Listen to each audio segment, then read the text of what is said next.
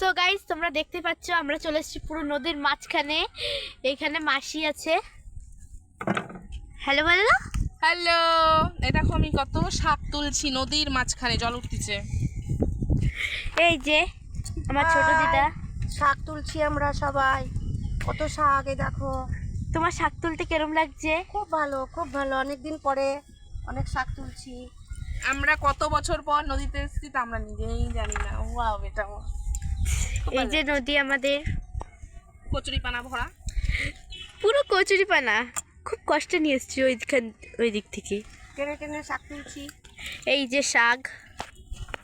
হালাঞ্চা শাক। টাটা। আমি নৌকো বাড়াচ্ছি, দেখো